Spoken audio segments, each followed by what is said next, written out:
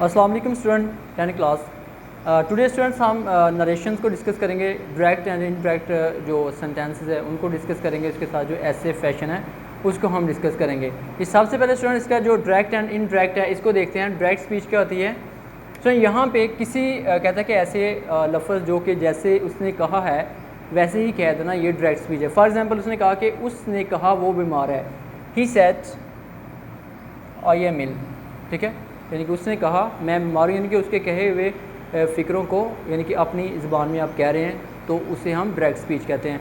उसके बाद for example indirect speech में उसने कहा वो बीमार है, यानी कि उसके कहे हुए फ़िक्रों को उसी ही यानी कि लैंग्वेज में कहना, ये होता है इनडायरेक्ट स्पीच। यहाँ पे स्टूडेंट देखेंगे for example he said he is इल।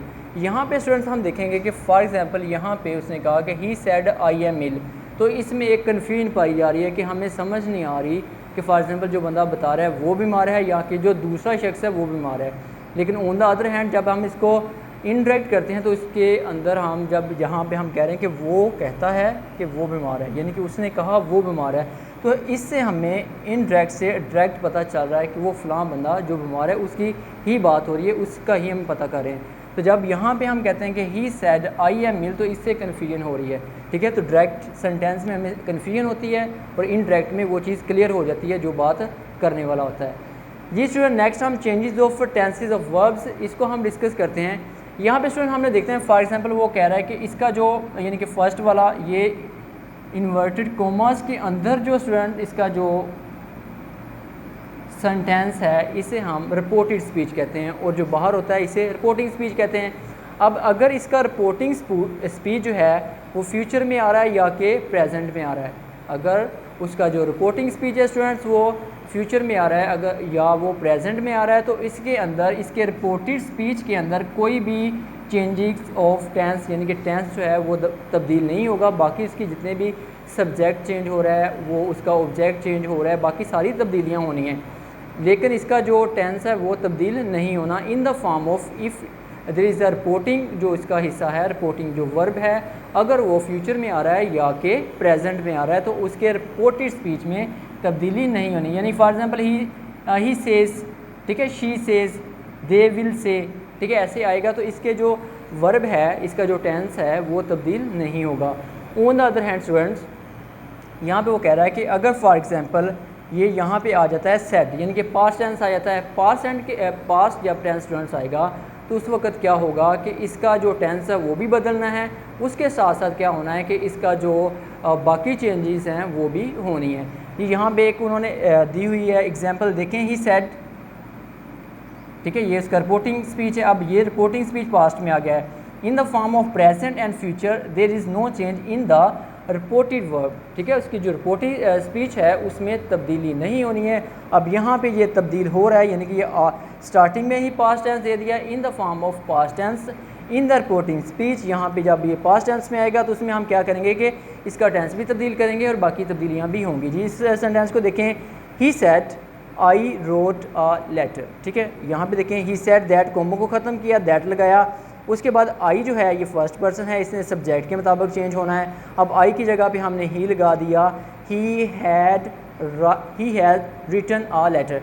देखिए यहाँ पे स्टूडेंट इसका जो पास्ट इंडेफिनिट टेंस है वो पास्ट परफेक्ट में बदलना है और बाकी टेंसेस की बदलने की स्टूडेंट ये होता है उसका फार्मूला कि जो प्रेजेंट इंडेफिनिट होता है वो पास्ट इंडेफिनिट में बदलेगा, यानी कि जो प्रेजेंट के जितने भी हैं टेंस वो अपने वाले सामने वाले पास्ट में चले जाएगा, उसी टेंस में रहेगा, जस्ट वो पास्ट में चला जाएगा। प्रेजेंट इंडेफिनिट है वो पास्ट इंडेफिनिट में हो जाएगा। इसी तरह जो प्रेजेंट कंटिन्यूस है वो पास्ट कंटिन्यूस में चला जाएगा, प्रेजेंट परफेक्ट है वो पास्ट परफेक्ट में चला जाएगा। इसी तरह प्रेजेंट परफेक्ट कंटिन्यूस जो है वो पास्ट परफेक्ट कंटिन्यूस चला जाएगा, यानी कि जैसे इज़ आर एम है तो वाज वर में बदल जाना है, डू डज है तो वो डिड में बदल जाएगा, इसी तरह हैव है या कि हैज़ है वो हैड में बदल जाएंगे, ठीक है। इसी तरह हैव बीन है, हैज़ बीन है तो वो हैड बीन में चला जाएगा।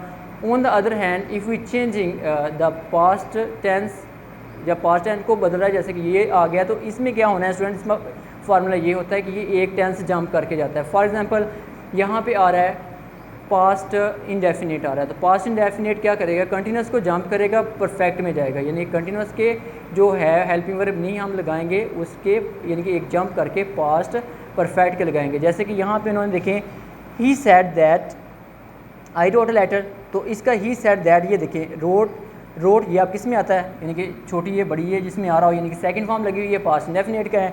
जब इसको हमने चेंज किया तो ये आ गया हैड के साथ थर्ड फॉर्म यानी कि पास्ट परफेक्ट में चला गया। इसी तरह अगर इसका पास्ट कंटिन्यूस का स्टूडेंट्स आता है तो उसको हम क्या करेंगे कि वो भी उससे यानी कि एक जंप करके परफेक्ट वाले को जंप करके अगले में जाएगा, यानी कि वो पास्ट परफेक्ट कंटिन्यूस में जाएगा, यानी कि उसके साथ यानी कि हैड बीन आएगा। इसी तरह स्टूडेंट जो इसका पास्ट परफेक्ट होता है वो उसी में रहता है, यानी कि हैड है तो हैड ही, हैड के थर्ड फॉर्म है। अगर उसके रिपोर्टेड स्पीच में तो उसके रिपोर्टेड स्पीच में हैड के थर्ड फॉर्म ही लगाएंगे, यानी कि उसमें कोई भी चेंज नहीं होगी पास्ट परफेक्ट में। जी स्टूडेंट यहाँ पे इसके यानी कि ये हमने डिस्कस किए टेंस की जो चेंजेस हैं, वो दोबारा इसको रिपीट कर लेते हैं कि अगर यहाँ पे इसका जो रिपोर्टिंग स्पीच है वो प्रेजेंट में आ रहा है या कि फ्यूचर में आ रहा है तो उसमें तब्दीली नहीं होगी, उसके जो रिपोर्टेड स्पीच है उसमें तब्दीली नहीं होनी है। अगर यहाँ पे इसका जो रिपोर्टिंग स्पीच है वो आ रहा है हमारा पास्ट में तो फिर उसकी जो रिपोर्टेड स्पीच है यानी कि सेकंड वाला इसका जो हिस्सा है उसके अंदर हमने उसकी टेंस की तब्दीली भी करनी है और उसके जो है बाकी तब्दीलियाँ भी होनी हैं। बाकी तब्दीलियों में स्टूडेंट यहाँ पे देखें, यहाँ पे इसका एक फार्मूला ये काफ़ी ओल्ड यानी कि है, यानी कि बहुत देर से इसको यूज़ कर रहे हैं टीचर्स। यहाँ पे इसको अगेन हम डिस्कस करते हैं। वेरी सिंपल जो सेंटेंस होते हैं उनके लिए, फॉर एग्जांपल यहाँ पे 1 2 है एंड 3 है, उसके बाद SON स्टूडेंट यहाँ पे उन्होंने लगाया हुआ है। अब ये देखेंगे इसका 1 का मतलब है फर्स्ट पर्सन, 1 का मतलब क्या है फर्स्ट पर्सन, 2 का मतलब है सेकंड पर्सन और 3 का मतलब है थर्ड पर्सन, ये वाला। अब फर्स्ट पर्सन में क्या आ गया आई वी, ठीक है, आई माई मी है, वी आवर अस आ गया। सेकंड पर्सन में यू आ रहा है तो यू यूर यू आ जाएगा। ही का ही हिज हिम है, शी का हर है, उसी तरह इट इट्स इट। अब इसको चेंजिंग स्टूडेंट हमने कैसे करना है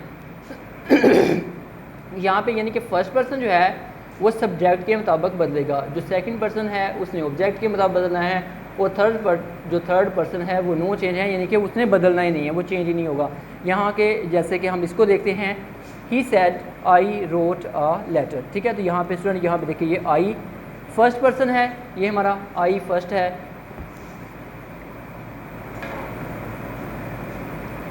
आई यहाँ पे फर्स्ट पर्सन है तो आई हमारा सब्जेक्ट के मुताबिक चेंज होगा। यहाँ पे उन्होंने लिखा हुआ है कि आई जो है सब्जेक्ट के मुताबिक बदलेगा। तो फिर यहाँ पे ही क्यों हम किस में आई को किस में कन्वर्ट करेंगे, ही में, ये देखिए ही लगाया हुआ है। इसी तरह अगर वो सेकंड पर्सन यू आ जाता है तो उसने यहाँ पे ऑब्जेक्ट के मुताबिक बदलना है, ठीक है। ऑब्जेक्ट में अगर कोई भी ऑब्जेक्ट नहीं लगा हुआ तो वहाँ पे मी कंसीडर कर लेना है या कि फ़िक्रे की मुनासबत से जो वहाँ पे चीज़ सूटेबल है उसे लगा लेना है। इसी तरह अगर यहाँ पे फॉर एग्ज़ाम्पल थर्ड पर्सन में ही शी इट है या कि दे आ रहा है, ठीक है, दे में स्टूडेंट दे देयर देम होता है,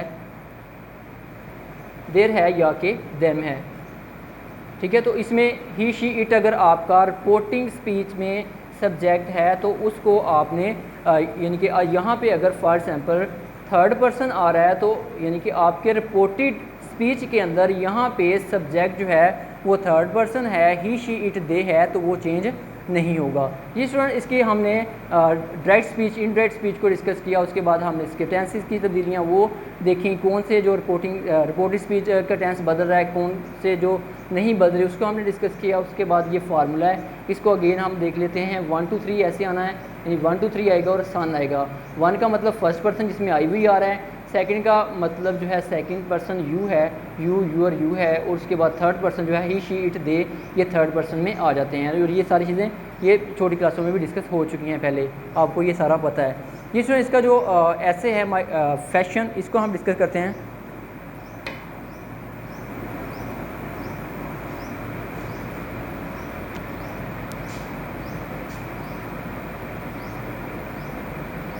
fashion it is an age of fashion, कहता है ये फ़ैशन का दौर है। The fashion of the fascination of function become very strong in our city, कहता है कि जो फैशन है ये तकरीबन हर सिटी के अंदर मौजूद है। The old and the young fully knows the importance of fashion, कहता है कि जितने भी ओल्ड हैं या कि वो यंग हैं वो हर तरह का जो फ़ैशन है उसके बारे में जानते हैं। Everyone want to be look smart, हर कोई यानी कि स्मार्ट नज़र आना चाहता है, मॉडर्न और दिलकश नज़र आना चाहता है, जदीद नज़र आना चाहता है। Women are specially focus on fashion, कहता है कि ज़्यादातर जो वुमेंस हैं वो फ़ैशन के ऊपर ज़्यादा फोकस करती हैं। Radio, TV and newspaper and films have played a very important role in popularising fashion among the people. अब कहता है कि जो टीवी है, रेडियो है, इसके बाद अखबारात हैं, सारे जो मीडिया के मोड्स हैं, तमाम ने क्या किया कि फ़ैशन को पॉपुलराइज करने में, उसको मशहूर करने में, बहुत ज़्यादा मकबूल करने में अहम किरदार अदा किया है। द मॉडर्न एडवर्टीज़मेंट, कहता है कि जो जदीद इश्तहारात हैं, have affected even the middle and the lower classes in our society.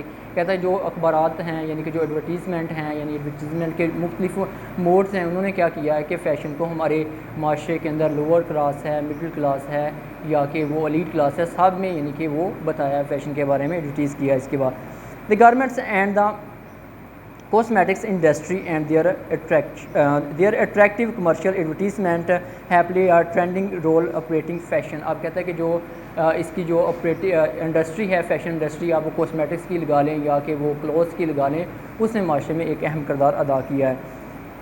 उसके बाद पाउडर है, परफ्यूम है, फैब्रिक्स, फुटवेयर्स हैं, फर्नीचर है, फास्ट फूड, वीडियोस, फिल्म्स है becoming the fashion of the day. यानी कि आप लगा लें कि इसका कहते हैं कि powder, perfume, fabric, footwears, furniture, fast foods हैं, वीडियो फिल्म्स हैं, यानी कि तमाम के ऊपर कहता है कि जो फैशन इंडस्ट्री है उसने हर चीज़ के ऊपर एक इफ़ेक्ट किया है। We be Muslim as a Muslim के तौर पर, यानी कि मुसलमान होने के नाते we should be our own guard, यानी कि हमें चौकस रहना चाहिए। We should follow the teachings of Islam, हमें इस्लाम की जो टीचिंग्स हैं, तालीमात हैं, उनको यानी कि ज़ेरे गौर रखना चाहिए जब हम फैशन कर रहे हैं। We should not allow to way of the other nations blindly, कहता है कि जो दूसरी नेशंस हैं उनको हमें अंधाधुंध उनकी पैरवी नहीं करनी चाहिए। यानी कि फ़ॉर एग्ज़ाम्पल आप कह लें कि जो अरब के लोग हैं, या कि आप कह लें on the other hand Europe के लोग हैं, वो अगर जीन्स पहने हैं या टाइट्स पहन रहे हैं या उनके फ़ैशन यानी कि हमारे जो एक ड्रेसिंग है उससे मुताबिकत नहीं रखते, तो हमें वो नहीं करने चाहिए। As a true Muslim, as a being a Muslim, हमें अपने इस्लाम के जो असूल हैं उनको फॉलो करना चाहिए। We should lead a simple life, कहते हैं कि हमें जो है वो एक सादा ज़िंदगी गुजारनी चाहिए। The craze of following the latest fashion have been given birth to many social evils, कहता है कि जो क्रेज़ है फ़ैशन का वो उसने बहुत सारी समाजी बुराइयों के फैलाने में यानी कि एक अहम किरदार अदा किया है। We should avoid this fashion, हमें इस तरह के जितने भी फ़ैशन हैं उनसे अवॉइड करना चाहिए, बचना चाहिए। जी स्टूडेंट, इसका आज हमने डायरेक्ट एंड इनडायरेक्ट जो नरेशंस है यानी कि चेंजिंग्स हैं सेंटेंस की, डायरेक्ट की या कि इनडायरेक्ट की, उसके अंदर कैसे हमने चेंज करना है, उसके अंदर कौन सी तब्दीलियाँ होती हैं, वो टेंस तब्दील हो रहा है, उसका वर्ब तब्दील हो रहा है, उसको हमने डिस्कस किया। इसका जो फार्मूला था वो हमने डिस्कस किया, यानी कि 1 2 3 SON। 1 2 3 का मतलब है पहला first person, second person, third person, और फर्स्ट SO है, S का मतलब सब्जेक्ट है, O का मतलब ऑब्जेक्ट है, और N का मतलब है नो चेंज। जी student, thank you very much and God bless you.